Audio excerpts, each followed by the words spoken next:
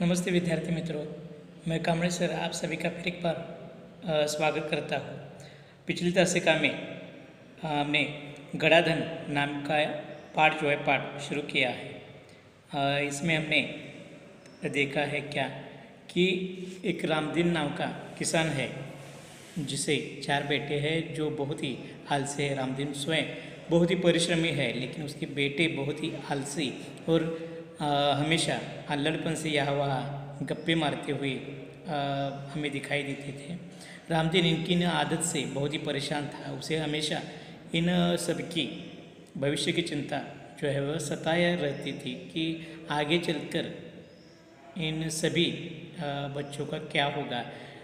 इसकी चिंता उसे हर वक्त सताया करती थी और वह दिन रात इसी विचारों में खोया था। एक दिन उसकी पत्नी क्या करती है कि उसे एक उपाय बताती है, जिस उपाय को सुनकर वह उछल पड़ता है और अचानक से अपने सभी लड़कों को क्या करता है, वो बुला लेता है सुबह दूसरे दिन और उनसे कहता है कि मैं और तुम्हारी माँ जो है वह बूढ़े हो चुके हो, इस कारण हम क्या कर रहे हैं, तीर्थ यात्रा पर जा रहे हैं और अगर तुम्हें कोई ज़रूरत पड़े तो मैंने क्या किया है कि खेत में धन गाड़ कर रखा है और तुम क्या करो कि जैसे तुम्हारी ज़रूरत, तुम्हें कोई किसी चीज़ की ज़रूरत पड़े, अनाज की हो या पैसे की, तो तुम फ़ौरन क्या करो, उस ज़मीन में गड़े हुए धन को निकाल कर उसका उपयोग कर लेना। ऐसा कहकर रामदीन और उसकी पत्नी तीर्थ यात्रा पर जाते हैं। यहाँ तक हमने इस कहानी का अध्ययन किया है। अब आगे का पाठ हम क्या करेंगे, देखेंगे। ठीक है, शुरू करते हैं गणाधन का दूसरा भाग।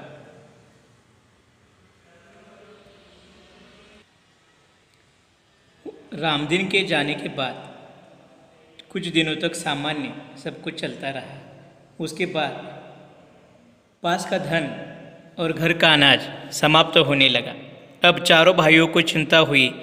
उन्हें अपने पिताजी की कही बात याद आ गई कि ज़रूरत पड़ने पर खेत में गड़ा धन निकालना। उन्होंने रात के समय में खेत की खुदाई का काम आरंभ किया। वे 2-3 रातें खेत को खोदते रहे, पर कहीं भी उन्हें गड़ा धन नहीं मिला। रात भर के परिश्रम से वे बहुत थक गए थे। जब सुबह बहुत निराश और हताश होकर वे चारों अपने घर लौट रहे थे, तभी रामदीन के परम मित्र हरिनाथ ने पूछा, तुम सब थके हुए क्यों हो?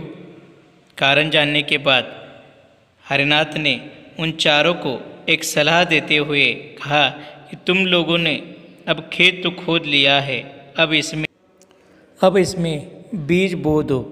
चारों भाइयों के उदास चेहरे पर खुशी की लहर दौड़ पड़ी। उन्होंने हरिनाथ के कहे अनुसार ही किया। तो हम अब इसका स्पष्टीकरण देखते हैं कि रामदीन और उसकी पत्नी दोनों क्या होते हैं कि तीर्थ यात्रा पर जाते हैं और तीर्थ यात्रा पर उन दोनों के चले जाने के बाद कुछ दिन सामान्य आसानी से कट जाते हैं कि जो कुछ घर में था, उस घर में होने वाले पैसे या धान्य से वह अपना जीवन जो है वो जीवन कुछ दिन तक अच्छे मज़े से आराम से बिना कामकाज के कोई भी क्या करते हैं, गुजरते हैं। लेकिन जैसे जैसे घर का धान्य और धन जो है वह धन समाप्त होता है, पैसे खत्म होते हैं, तब अब चारों भाइयों को चिंता जो है वह चिंता सताया करते हैं कि अब आने वाले दिनों तक, पिताजी के आने तक हम कैसे जिएंगे, कैसे हम घर में अनाज लाएंगे, कैसे घर में पैसे आएंगे, क्योंकि वो तो कुछ काम धंधा करते नहीं थे कि जो काम कर कर कुछ घर में पैसे या अनाज ला सके। अब क्या करेंगे, उनके सामने बहुत बड़ा प्रश्न खड़ा हो जाता है। इतने में उन सबको पिताजी ने कही हुई बात उनके ध्यान में आती है। वह बात क्या थी कि पिताजी ने कहा था कि अगर तुम्हें कोई ज़रूरत पड़ती है घर के कामकाज में या घर में कोई भी अनाज हो या पैसे हो, तो मैंने क्या किया है कि खेत में धन जो है वो धन, यानी कि धन का अर्थ क्या, पिछली बार हमने देखा है कि पैसे या संपत्ति जो कुछ भी है मैंने कहाँ पर छिपा कर रखा है, तो खेत में ज़मीन के अंदर इसे छिपा कर रखा है।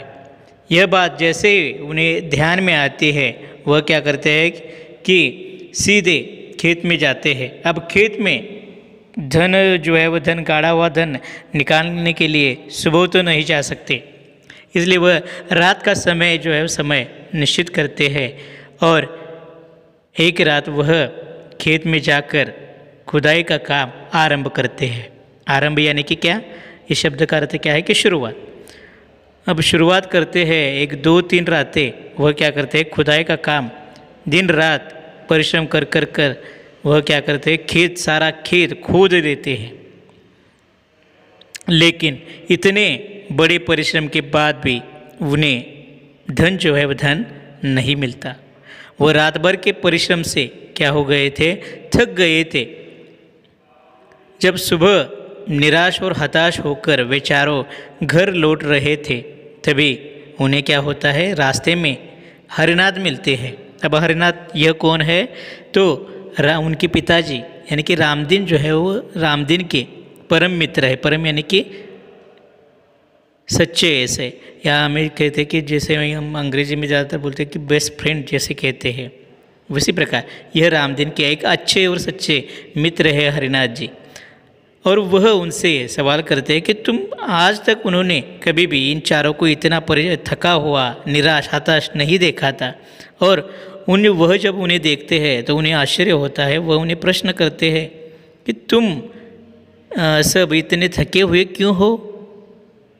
तब वह कारण बताते हैं कि पिताजी और माताजी तीर्थ यात्रा पर गए हैं, घर में कोई अनाज नहीं है, पैसे नहीं है, और पिताजी ने हमारे कहा था कि ज़मीन के अंदर धन गाड़ कर रखा है, इसलिए हमने सारा खेत खोद लिया उस धन के निकालने के लिए, धन को निकालने के लिए, लेकिन हमें कोई भी धन नहीं मिला।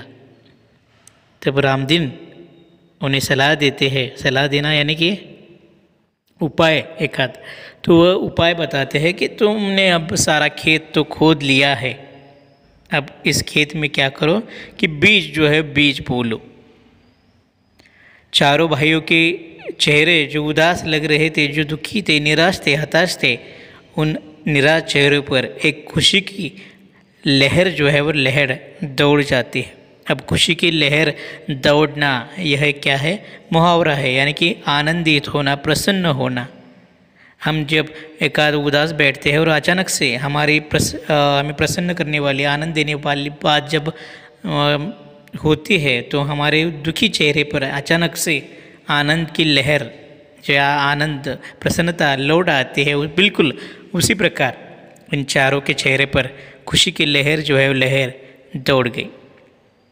उन्होंने अपने हरिनाथ काका ने जो भी कुछ कहा था उसके अनुसार ही सारा काम किया। उन्होंने खेत में जाकर जो खेत खोदा था उस खोदे हुए खेत में क्या किए, बीज जो है बीज बोना शुरू कर दिया। जहाँ जहाँ उन्होंने खेत खोदा था वहाँ सभी ओर उन्होंने बीज जो है बीज बो लिया। उस साल अच्छी वर्षा होने के कारण उस खेत में बीज में से नन्हे नन्हे अंकुर जो है वह अंकुर निकल गए। अब आगे का भाग देखते हैं तो फिर एक बार हम इसका स्पष्टीकरण देखते हैं कि जैसे हरिनाथ काका ने उन चारों बेटों को बताया था, बिल्कुल उसी प्रकार उन्होंने किया। उन्होंने खेत में जो बीज जो है बीज बोना शुरू कर दिया। उस साल अच्छी वर्षा होने के कारण उन बीजों से नन्हे नन्हे अंकुर जो है वह अंकुर निकल आए। उन चारों का मन जो है मन उत्साह जाग गया उनके मन में, क्योंकि अब तक उन्होंने इस प्रकार का कोई भी काम नहीं किया था। और जिसके कारण इस प्रकार का काम करने के कारण, क्योंकि वह यहाँ अब तक उन्होंने क्या किया था, तो आलसीपन उनके मन में था।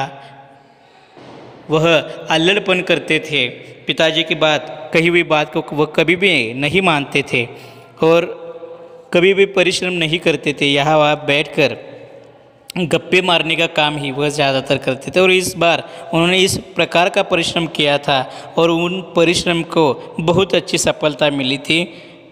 और उनके परिश्रम से ही क्या हो गया था कि एक नन्हे नन्हे अंकुर पहली बार उन खेत में खुद के वह देख रहे थे, खुद के परिश्रम का फल उन्हें देखने को मिल रहा था और इसके कारण वे बहुत ही प्रसन्न थे।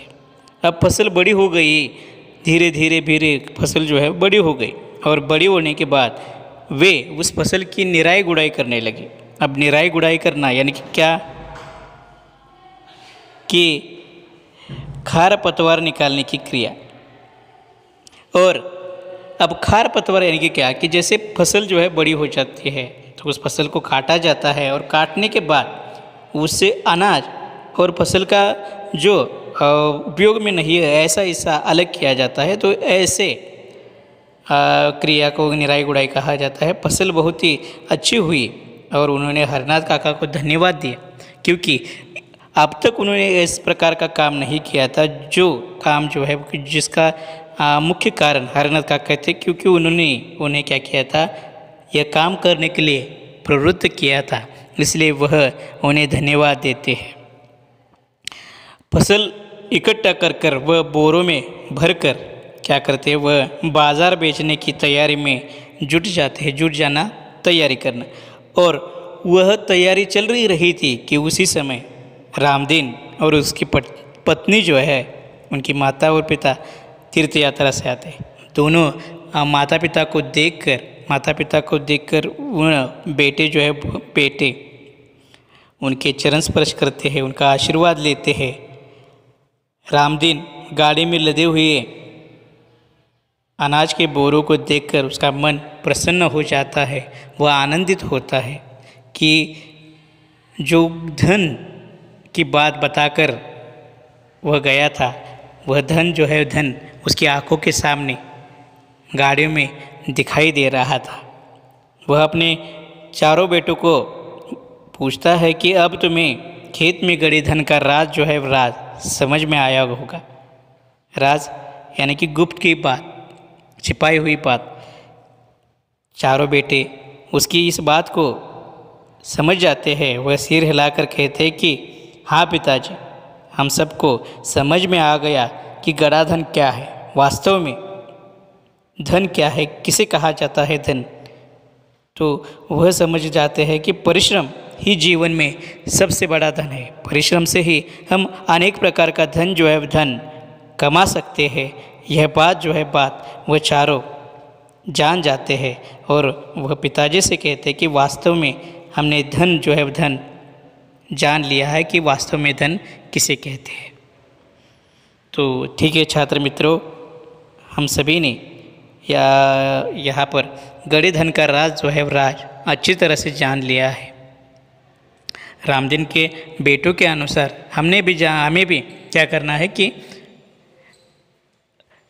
धन जो है धन की लालच में न पड़कर परिश्रम, दिन रात अगर हम परिश्रम करते हैं, धन के पीछे न दौड़ते हैं, तो परिश्रम से ही धन हमारे पीछे दौड़ सकता है। जो व्यक्ति परिश्रम नहीं करता वह जीवन में कभी सफल नहीं हो सकता। अगर हमें सफल बनना है, धन कमाना है, संपन्न होना है, तो हमें परिश्रम करना अनिवार्य है।